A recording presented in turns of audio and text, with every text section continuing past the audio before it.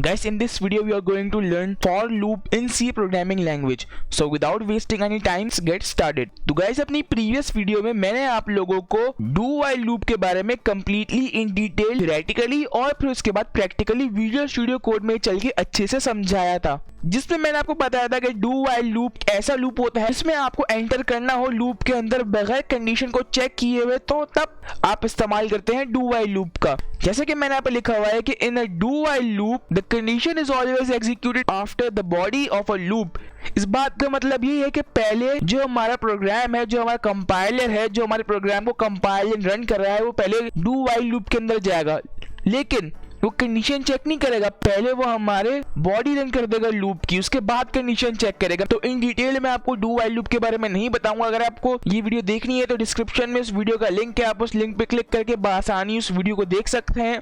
उस वीडियो को देखने के बाद आपको डू व्हाइल लूप क्या होता है आसानी से समझ में आ जाएगा। मैंने उस वीडियो में इन डिटेल आपको डू व्हाइल लूप बताया है, और उसके बाद मैंने आपको डू व्हाइल लूप का एक सिंटैक्स भी बताया था कि क्या होता है डू व्हाइल लूप का सिंटैक्स। पहले हम लोग लिखते हैं डू, उसके बाद हम लोग लिखते हैं कोड टू बी एग्जीक्यूटेड, उसके बाद कंडीशन अप्लाई करते हैं। यानी पहले कंपाइलर आता है हमारे इस प्रोग्राम में, पहले देखता है डू के बाद जो हमारी लाइन होती है वो इसे प्रिंट कर देता है, उसके बाद हमारी कंडीशन को चेक करता है। तो यानी एक दफा तो हमारा प्रोग्राम रन होता ही होता है, एक दफा हमारी लाइन तो प्रिंट होती ही होती है। इन डिटेल में नहीं जाऊंगा, आप उस वीडियो को देख लें, link is in the description. तो चलते हैं हमारे आज की वीडियो की तरफ, जो कि है फॉर लूप। अब फॉर लूप क्या होता है? ये बहुत ही इंपॉर्टेंट टाइप है लूप की। This is one of the most important type of loops in C programming language. क्या होता है फॉर लूप? मैंने यहाँ पे इसकी एक डेफिनेशन लिखी हुई है, तो जल्दी से मैं आपको इसे पढ़ के सुनाता हूँ कि मैंने यहाँ पे लिखा हुआ है, in a for loop the initial value is performed only once, then the condition test and compares the counters to a fixed value after each iteration, stopping the for loop when false is returned। इस बात का मतलब क्या है? इस बात का मतलब ये है कि for loop के अंदर पहले हमारी वैल्यू डिक्लेयर होती है, उसके बाद कंडीशन चेक होती है, उसके बाद ये आइटरेट होता है हमारा प्रोग्राम। अब मैं क्या कह रहा हूँ, मैं जल्दी से लेके चलता हूँ आपको इसके सिंटैक्स की तरफ, और फिर मैं आपको समझाता हूँ अच्छे से। तो गाइस, कुछ इस तरह का होता है हमारा for loop का सिंटैक्स। पहले हम लोग लिखते हैं for, उसके बाद हम लोग लिखते हैं एक्सप्रेशन 1, फिर आता है सेमीकोलन, उसके बाद एक्सप्रेशन 2, फिर आता है सेमीकोलन, उसके बाद हम लोग लिखते हैं एक्सप्रेशन 3। अभी एक्सप्रेशन 1, एक्सप्रेशन 2 एंड एक्सप्रेशन 3 क्या है? मैं इसका यहाँ पे एक सैंपल प्रोग्राम लिखता हूँ। I is equal to 0, उसके बाद सेमीकोलन, फिर मैं लिखता हूँ I is less than 10, semicolon, और फिर उसके बाद I प्लस प्लस, उसके बाद ब्रैकेट क्लोज करता हूं, यहाँ पे कर्ली ब्रैकेट लगाता हूं। उसके बाद हमारी यहाँ पे आएगी कंडीशन जो हम प्रिंटिंग के लिए लिखेंगे, उसके बाद ये ब्रैकेट क्लोज, और यहाँ पे मैं लिखूंगा printf। मैं इसके अंदर लिखूंगा %b, और इसी के साथ साथ एक \n, ताकि हमारा प्रोग्राम न्यू लाइन में प्रिंट होके मिले, और फिर कॉमा डाल के मैं यहाँ पे लिखूंगा i। अब इसको अच्छे से समझ लेते हैं। देखिए, पहले तो हम लोग यहाँ पे लिखते हैं फॉर, उसके बाद हम लोग एक राउंड ब्रेसेस बनाते हैं। राउंड ब्रेसेस के अंदर हम लोग जो आई की वैल्यू जो हमने इंटीजर में सपोज की हुई होती है, मैं यहाँ पे लिख भी देता हूं। हम यहाँ पे लिखते हैं इंट आई, यानी इंटीजर वैल्यू सपोज कर लेते हैं पहले, और फिर उसकी वैल्यू को हम लोग करते हैं 0। हम क्या करते थे व्हाइल और डू व्हाइल लूप में? हम लूप से पहले उसकी वैल्यू को 0 डिक्लेयर करते थे। हम क्या करते थे? हम लूप लगाने से पहले ही आई की वैल्यू को 0 डिक्लेयर करते थे, या 1 डिक्लेयर करते थे, या XYZ जो हमें वैल्यू डिक्लेयर करनी होती थी वो करते थे। लेकिन फॉर लूप के अंदर हम लोग लूप की कंडीशन के अंदर ही उसको डिक्लेयर करते हैं 0, और फिर उसके बाद सेमीकोलन लगाते हैं। उसके बाद हम लोग अपनी मेन कंडीशन लिखते हैं कि कंडीशन ये है कि i is less than 10, और फिर उसके बाद हम लोग लिखते हैं i plus plus. i plus plus हम लोग कब लिखते थे? हम i प्लस प्लस अपनी लूप की बॉडी में लिखते थे। While and do while loop के अंदर हम लोग i plus plus means i plus plus का, जो लोग न्यू है मैं उनको बता दूं, i प्लस प्लस का मतलब होता है i प्लस 1, यानी i में एक ऐड कर दो। i की जो नंबर है, i में जो वैल्यू स्टोर है उसमें एक नंबर बढ़ा दिया, यानी अगर 1 स्टोर है तो 2 कर दो, 2 स्टोर है तो 3 कर दो, 99 स्टोर्ड है तो उसे 100 कर दो, 100 स्टोर्ड है तो उसे 101 कर दो। यानी इस तरह से एक एक वैल्यू बढ़ाते जाओ, जो कि हम अपने लूप की बॉडी में करते थे, लेकिन फॉर लूप के अंदर ये सारी चीजें हम लोग इसी राउंड ब्रेसेस के अंदर लिख देते हैं। तो ये है सिंपल सी बात। मैंने बहुत सारे टीचर्स को देखा है, वो लोग बहुत ही अजीब तरीके से बता देते हैं फॉर लूप को, कि बोलते हैं ये आइट्रेशन होती है, उसके बाद फिर ये होता है एन एक्स वाई जेड के, स्टूडेंट को पूरा कंफ्यूज कर देते हैं। लेकिन मैं आपको बता रहा हूँ फॉर लूप के अंदर हम लोग सिंपली अपने इंटीजर की वैल्यू को 0 डिक्लेयर करते हैं, जहां से हमें वैल्यू स्टार्ट करनी होती है, मतलब जहां से हमें नंबर, हमारी वैल्यू या फिर एक्स वाई जेड कुछ भी स्टार्ट करना होता है, उससे हम यहाँ पे ले लेते हैं कि भाई i इज इक्वल टू 0। जैसे मैं यहाँ पे इंटीजर के लिए कर रहा हूँ, इसलिए मैंने यहाँ पे लिखा है i इज इक्वल टू 0। अगर मैं कैरेक्टर के लिए कर रहा होता तो पहले मैं कैरेक्टर की फर्स्ट वैल्यू लिखता, उसके बाद एक्स वाई जेड कुछ भी। इसके बाद हम लोग लूप में कंडीशन लगाते हैं, मेन कंडीशन। क्या भाई कंडीशन क्या है? हमारी कंडीशन ये है कि i इज लेस देन 10, यानी जब तक i लेस देन 10 है तब तक हमें ये प्रिंट कर दो, और उसके बाद i में एक ऐड भी कर दो। यानी होता क्या है, पहले हमारा कंपाइलर इस लूप के अंदर आता है, वो देखता है i की वैल्यू 0 कर दूं, ठीक है भाई वो i की वैल्यू 0 कर देता है। उसके बाद वो कंडीशन चेक करता है, भाई कंडीशन ये है कि i इज लेस देन 10, पहले i की वैल्यू होती है 0, फिर वो चेक करता है कंडीशन की क्या 0 10 से छोटा है, ये देखता है हाँ 0 10 से छोटा है। उसके बाद वो इसको सिंपली प्रिंट कर देता है। उसके बाद वो रिटर्न आता है यहाँ पर और i की वैल्यू में से एक बढ़ा देता है। उसके बाद ये प्रोग्राम दोबारा जाता है यहाँ पर i के पास, फिर दोबारा कंडीशन में वो वैल्यू बढ़ जाती है, 1 से 2 हो जाती है। उसके बाद फिर कंडीशन चेक होती है, फिर अगर वो ट्रू है तो उसे रन करता है। उसके बाद हमारी i में एक वैल्यू बढ़ा देता है, एक एक करके इन एक्सप्रेशंस को फॉलो करता है। पहले उसकी वैल्यू को 0 डिक्लेयर करता है, उसके बाद कंडीशन को चेक करता है, उसके बाद उसमें एक बढ़ा देता है। मतलब पहले i की वैल्यू होती है 0, उसके बाद कंडीशन चेक होती है, फिर ये प्रिंट होता है। उसके बाद हमारे इंटीजर में एक वैल्यू बढ़ जाती है। उसके बाद जो वैल्यू बढ़ जाती है वो यहाँ पे डिक्लेयर होती है कि भाई अब i की वैल्यू ये है, यानी 0 के बाद i की वैल्यू 1 हो गई। जो लूप में दोबारा आएगा इस कंडीशन में, वो चेक करेगा कि अब i की वैल्यू 0 हो गई है, i की वैल्यू को वो 1 डिक्लेयर कर देगा कि i की वैल्यू 1 हो गई है, तो i की वैल्यू को वो 1 डिक्लेयर कर देगा। उसके बाद वो चेक करेगा कंडीशन को कि कंडीशन के मुताबिक ये वैल्यू सही है कि नहीं, देखेगा हाँ कंडीशन के हिसाब से ये वैल्यू सही है, 1 10 से छोटा है। उसके बाद वो उसे प्रिंट कर देगा और i में एक वैल्यू बढ़ा के 2 कर देगा। इसी तरह से चलता रहेगा। लेकिन एक वक्त आएगा जब वैल्यू हो जाएगी हमारे पास 9, वो 9 होगी यहाँ पे, फिर चेक करेगा 9 इज लेस देन 10, यस, वो उसे प्रिंट कर देगा। उसके बाद i की वैल्यू 9 से बढ़ के 10 हो जाएगी, वो यहाँ पे आएगा i में, i को 10 डिक्लेयर कर देगा। उसके बाद चेक करेगा कंडीशन को, फिर हमारी कंडीशन फॉल्स हो जाएगी क्योंकि 10 इज नॉट लेस देन 10। उसके बाद मेरी कंडीशन फॉल्स हो जाएगी और मेरा प्रोग्राम सीधा रिटर्न 0 करके हम मेरे इस लूप से बाहर आ जाएगा। और एक जरूरी बात, आपको इन एक्सप्रेशंस के बाद सेमीकोलन लगाना लाजमी है, सेमीकोलन लगाना मस्ट है, जैसे मैंने यहाँ पे लगाया हुआ है, वरना ये हमें एरर दे देगा। तो चले, इतनी सारी बातें मैंने क्या कर दी, सीधा चलते हैं विजुअल स्टूडियो कोड में, वहां चल के अच्छे से समझते हैं प्रैक्टिकली फॉर लूप को। ऑलरेडी गाइस मैं यहाँ पे आ चुका हूँ अपने विजुअल स्टूडियो कोड में, और ये मेरा वीडियो नंबर 16 होने वाला है मेरी ट्यूटोरियल का। अगर आपने प्लेलिस्ट एक्सेस नहीं करी तो इस प्लेलिस्ट को एक्सेस कर लेना। इस प्लेलिस्ट का लिंक नीचे डिस्क्रिप्शन में मौजूद है, यहाँ क्लिक करके बुकमार्क यहाँ क्लिक करके सेव कर लीजिएगा और ये प्लेलिस्ट आपकी हो जाएगी। इस प्लेलिस्ट में हम लोग सी लैंग्वेज को स्टार्टिंग से लेके एंड तक पढ़ रहे हैं। अगर आप न्यू व्यूअर है तो मैं आपको बता दूं कि हमारी एक प्लेलिस्ट भी है जिसमें हम लोग सी लैंग्वेज को sequence wise, I again repeat, sequence wise पढ़ रहे हैं स्टार्टिंग से लेके एंड तक। तो अगर आप सी लैंग्वेज को सीखना चाहते हैं तो आपके लिए बहुत ज्यादा जरूरी है कि आप मेरी इस प्लेलिस्ट को एक्सेस कर लें, I again repeat bookmark and save कर लें और ये प्लेलिस्ट आपकी हो जाएगी। मैं इस प्लेलिस्ट के अंदर डेली बेसिस पर वीडियोस अपलोड कर रहा हूँ सी लैंग्वेज के हवाले से। बैक टू द टॉपिक, ये मेरा वीडियो नंबर 16 होने वाला है, तो मैं इसी नाम से अपनी न्यू फाइल बनाऊंगा। मैं यहाँ पे क्लिक करूंगा यहाँ पे और मैं यहाँ पे लिखूंगा HPA_16_16_ for loop in C programming .c लिख के एंटर प्रेस करके मैं अपनी न्यू फाइल बना लूंगा। इसे जरा बैक कर लेते हैं और इसको जरा बंद कर लेता हूं मैं यहाँ पे, और अब मैं अपना सी लैंग्वेज का पैटर्न लिखूंगा।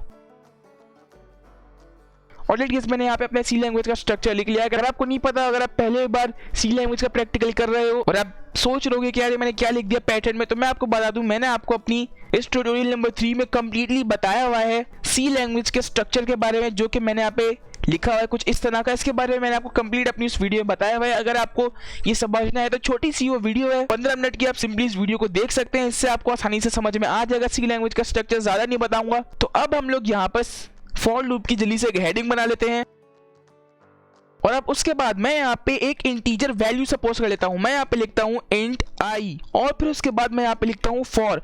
और अब मैं यहाँ पे फॉर लिख के एंटर प्रेस करता हूँ तो ये देखें इसने मुझे मेरा फॉर लूप का स्ट्रक्चर या कह लें पैटर्न प्रिंट करके दे दिया। ये कौन कर रहा है? ये मेरी वो एक्सटेंशन कर रही है जो हमने इंस्टॉल की थी C/C++ करके। यहाँ पे ये वाली वो एक्सटेंशन थी जो हमने इंस्टॉल की थी। तो ये क्या करती है? ये मुझे हेल्प करती है मेरे कोड को जल्दी लिखने में। जैसे ही मैंने फॉर लिख के एंटर प्रेस किया इसने मुझे फॉर लूप का पूरा पैटर्न दे दिया। और आप इसे मैनुअली भी टाइप कर सकते हो, आप फॉर लिख सकते हो, राउंड ब्रेसेस बना के सारी चीजें लिख सकते हो। मैं यहाँ पे लिखूंगा i is equal to 0 जो कि मैं यहाँ पे i को 0 डिक्लेयर करूंगा। उसके बाद मैं यहाँ पे लिखूंगा i is less than 10 और फिर उसके बाद i++ जो कि मुझे यहाँ पे लिखा हुआ मिल गया। यानी क्या हो रहा है एक्सप्रेशन 1 में मैं पहले i की वैल्यू को 0 डिक्लेयर कर रहा हूँ, उसके बाद मैं कंडीशन लगा रहा हूँ i is less than 10। देखिए लेस देन नहीं, मैं लेस देन इक्वल टू 10 कर लेता हूँ। मैंने यहाँ पे i की वैल्यू को लेस देन इक्वल टू 10 कर लिया। उसके बाद मैंने i की वैल्यू में एक इंक्रीमेंटेशन कर दी। इंक्रीमेंटेशन मतलब i की वैल्यू में एक बढ़ा दिया। देखिए मैं i पे क्लिक कर रहा हूँ तो यहाँ पे मुझे बता भी रहा है इंट i, यानी ये इंटीजर की वैल्यू है। और फिर उसके बाद मैं यहाँ पे लिखूंगा printf और फिर इसके अंदर मैं यहाँ पे लिखूंगा %d क्योंकि मैं यहाँ पे इंटीजर को प्रिंट करवा रहा हूँ, इसलिए मैं यहाँ पे लिखूंगा %d एक बैकस्लैश ताकि मेरा हर नंबर मुझे न्यू लाइन में प्रिंट होकर मिले। कॉमा लगा के मैं यहाँ पे लिखूंगा i की वैल्यू जो यहाँ पे मेरी बढ़ती जाएगी वो मुझे यहाँ पे प्रिंट करके दे दो i की वैल्यू। तो अब देख लेते हैं जरा इस प्रोग्राम में हो क्या रहा है। मैंने यहाँ पे लिखा फॉर, उसके बाद मैंने यहाँ पे राउंड ब्रैकेट बनाया, उसके अंदर मैंने अपनी कंडीशंस लिखी, एक तरह से एक्सप्रेशन लिखी। फर्स्ट एक्सप्रेशन में मैंने i की वैल्यू को 0 डिक्लेयर कर दिया, उसके बाद मैंने कंडीशन लगाई, उसके बाद मैंने i की वैल्यू में एक इंक्रीमेंटेशन कर दी। यानी पहले मेरा कंपाइलर आएगा, वो पहले i की वैल्यू को एक इंटीजर लेगा और फिर इसके बाद लूप के अंदर एंटर होगा और फिर i की वैल्यू को 0 डिक्लेयर कर देगा, जो कि मैंने यहाँ पे लिखा हुआ है i is equal to 0, i की वैल्यू को 0 डिक्लेयर कर देगा। उसके बाद आगे कंडीशन चेक करेगा कि क्या i is less than equal to 10, तो ये बोलेगा हाँ i की value less than equal to 10 है, तो इसे प्रिंट कर देगा और फिर उस वैल्यू में एक इंक्रीमेंटेशन कर देगा, उसको 0 से बढ़ा के 1 कर देगा। उसके बाद दोबारा आएगा लूप में और फिर i की वैल्यू को 1 डिक्लेयर कर देगा। उसके बाद चेक करेगा कंडीशन कि क्या ये कंडीशन ट्रू है, हाँ ये कंडीशन ट्रू है, फिर रन कर देगा और i की वैल्यू में इंक्रीमेंट करके उसे 2 कर देगा। इसी तरह ये सिलसिला चलता रहेगा कब तक, और फिर जब इसकी वैल्यू 9 हो जाएगी तो 9 में आके यहाँ पे दिखेगा ये कंडीशन ट्रू है, इसे प्रिंट कर देगा और फिर उसके बाद इसमें इंक्रीमेंटेशन होगी और फिर इंक्रीमेंटेशन होने के बाद ये वैल्यू 10 हो जाएगी और फिर यहाँ पे आके वो i की वैल्यू को 10 डिक्लेयर कर देगा और फिर उसके बाद इस कंडीशन को चेक करेगा कि क्या 10 की value less than equal to 10 है। ये देखेगा हाँ 10 की value less than equal to 10 है, वो इसे प्रिंट कर देगा और फिर उसके बाद i की वैल्यू में एक बढ़ा के उसे 11 कर देगा। अब जब ये मेरे लूप में दोबारा आएगा तो ये i की वैल्यू को 11 डिक्लेयर कर देगा। उसके बाद एक कंडीशन चेक करेगा और तब ये कंडीशन फॉल्स हो जाएगी और जैसी कंडीशन फॉल्स होगी बगैर किसी चीज को देखे मेरे प्रोग्राम को सीधा रिटर्न 0 कर देगा। और प्रिंट क्या होगा? प्रिंट ये हो जाएगा i की वैल्यू, यानी i की वैल्यू पहले 0 प्रिंट होगी, उसके बाद 1 प्रिंट होगी, 2 प्रिंट, 3, 4, 5, 6, 7, 8, 9 एंड 10 प्रिंट होगी, 0 से लेकर 10 तक प्रिंट होगी। तो चले जल्दी से अपने प्रोग्राम को सेव करते हैं और रन करके देखते हैं क्या मुझे 0 to 10 प्रिंट होके मिलता है कि नहीं। तो देखिए गाइस एज एक्सपेक्टेड इसने मुझे 0 से लेकर 10 तक प्रिंट करके दे दिया है। अब अगर मैं चाहूँ मेरे यहाँ पे जो नंबर प्रिंट होके मिल रहा है वो 1 से स्टार्ट हो 10 तक, यानी मुझे 0 प्रिंट होके ना मिले, मुझे जो सीक्वेंस स्टार्ट हो वो 1 से स्टार्ट होके मिले, तो मैं क्या करूंगा, मैं सिंपली से बैठाता हूं और यहाँ पे i की वैल्यू को 0 से हटा के सीधा 1 कर दूंगा। यानी पहले मैं i की वैल्यू को 1 से स्टार्ट कर रहा हूँ, मैंने 0 को डिक्लेयर नहीं कर रहा, मैं पहले i की वैल्यू को 1 डिक्लेयर कर रहा हूँ। उसके बाद i की वैल्यू इंक्रीमेंट हो गई 2 हो जाएगी, देन 10 हो जाएगी। तो सीधी सी बात ये है, अगर आपको 1 से स्टार्ट करना है तो आप सिंपली यहाँ पे 1 लिख दो, 2 से स्टार्ट करना है 2 लिख दो, 3 से स्टार्ट करना है 3 लिख दो, 5 से स्टार्ट करना है 5 लिख दो, 9 से स्टार्ट करना है 8 से स्टार्ट करना है 8 लिख दो, 9 से स्टार्ट करना है 9 से लिख दो। मैं यहाँ पे 1 से स्टार्ट करना चाह रहा हूँ, उसे सेव करता हूँ और अभी से रन करता हूँ तो देखिएगा मुझे ये 1 से प्रिंट करके देगा, मुझे प्रिंट करके देगा 1 to 10। तो देखिए ये मुझे 1 से प्रिंट करके दे रहा है 1 to 10। अब अगर मैं चाहूँ मुझे 2 से प्रिंट होके मिले, मैं सिंपली 1 हटा के 2 कर दूंगा, अपने प्रोग्राम को सेव करूंगा और रन करूंगा तो ये मुझे 2 से स्टार्ट होके मिलेगा। देखिए 2 से स्टार्ट होके मिल रहा है मुझे। सो आई होप आपको समझ में आ गया होगा फॉर लूप। अब जरा दोबारा समझा देता हूँ, अगर आपको अभी भी समझ में नहीं आया, अभी भी अगर आपको थोड़ी बहुत कंफ्यूजन है तो अब जो मैं बताने जा रहा हूँ उसे गौर से सुने, बहुत ध्यान लगा के सुने, तब आपको समझ में आ जाएगा। तो देखिए पहले क्या हो रहा है, तो पहले मैं एक इंटीजर वैल्यू सपोज कर रहा हूँ आई, उसके बाद मैं एक फॉर लूप लगा रहा हूँ और लूप के अंदर पहले मैं आई की वैल्यू को 0 डिक्लेयर कर रहा हूँ। नहीं, पहले मैं आई की वैल्यू को 0 डिक्लेयर कर रहा हूँ कि आई की वैल्यू पहले 0 है। उसके बाद मैं कंडीशन लगा रहा हूँ कि आई की वैल्यू लेस देन 10, यानी जब तक आई की वैल्यू लेस देन 10 होती रहे मुझे ये प्रिंट करके दे दो। ये प्रिंट करके क्या मतलब, परसेंटेज डी मतलब आई, यानी इंटीजर जो वैल्यू बढ़ेगी वो मुझे यहाँ पे प्रिंट करके दे दो। उसके बाद ये जाएगा आई प्लस प्लस के पास, वहां यहां से यहां आने के बाद वैल्यू 0 से इंक्रीमेंट होकर 1 हो जाएगी। पहले तो मैंने 0 डिक्लेयर किया, कंडीशन से पास होगी, उसके बाद 1 हो जाएगी। उसके बाद दोबारा आएगा ये लूप, इससे प्रिंट करने के बाद दोबारा आएगा, दोबारा आई की वैल्यू को 1 डिक्लेयर करेगा, उसके बाद कंडीशन चेक करेगा, अगर ट्रू हुई तो इसे प्रिंट करेगा, उसके बाद इंक्रीमेंटेशन कर देगा, इंक्रीमेंट होकर वैल्यू 2 हो जाएगी, इस वैल्यू को 2 डिक्लेयर करेगा, उसके बाद दोबारा कंडीशन चेक करेगा और देन ये प्रोसेस चलता रहेगा। कब तक चलता रहेगा ये प्रोसेस, जब तक आई की वैल्यू 10 नहीं हो जाती। आई की वैल्यू 10 होगी, इसे प्रिंट करेगा, आई की वैल्यू यहाँ पे 10 डिक्लेयर होगी, कंडीशन को चेक करेगा, हाँ कंडीशन ट्रू है, आई की value 10 is less than equal to 10, यानी 10 भी है और 10 से छोटी भी है। उसके बाद इसे प्रिंट करेगा, उसके बाद इसमें इंक्रीमेंटेशन होगी और आई की वैल्यू, अब आई की वैल्यू जो होगी वो हो जाएगी सीधा 11। अब वो आई की वैल्यू को 11 डिक्लेयर करेगा, उसके बाद आएगा नेक्स्ट एक्सप्रेशन में, उसे चेक करेगा क्या ये कंडीशन अब ट्रू है। नहीं, अब ये कंडीशन ट्रू नहीं होगी, क्यों, क्योंकि आई की value not less than equal to 10। उसके बाद ये कंडीशन फॉल्स हो जाएगी और बगैर किसी चीज को देखे मेरा कंपाइलर मेरा प्रोग्राम रिटर्न 0 कर देगा। सो आई होप अब आपको समझ में आ गया होगा फॉर लूप। अगर अभी भी समझ में नहीं आया तो मेरी इस वीडियो को दोबारा देख लें, इस वीडियो को दोबारा देखने में कोई हर्ज नहीं है, बस आपको सिंपली फॉर लूप समझ में आ जाएगा। तो चलेगा आज की इस वीडियो में इतना ही। उम्मीद करता हूँ आपको आज की वीडियो पसंद आई होगी। अगर पसंद आई हो तो इस वीडियो को लाइक कर दीजिएगा, चैनल पे अगर न्यू है तो चैनल को सब्सक्राइब करना ना भूलिएगा। तो गाइस अभी तक के लिए बस इतना ही, वीडियो को लाइक करना ना भूलना, चैनल को सब्सक्राइब कर देना और इस प्लेलिस्ट को एक्सेस लाजमी कर लीजिएगा। इस प्लेलिस्ट का लिंक नीचे डिस्क्रिप्शन में मौजूद है, यहाँ क्लिक करके बुकमार्क है, यहाँ क्लिक करके सेव कर लीजिएगा। इस प्लेलिस्ट में डेली बेसिस पे वीडियोस अपलोड कर रहा हूँ सी लैंग्वेज के अकॉर्डिंग। तो गाइस आज की इस वीडियो में इतना ही, मिलता हूँ अगली वीडियो में, तब तक के लिए thanks for watching and don't forget to subscribe.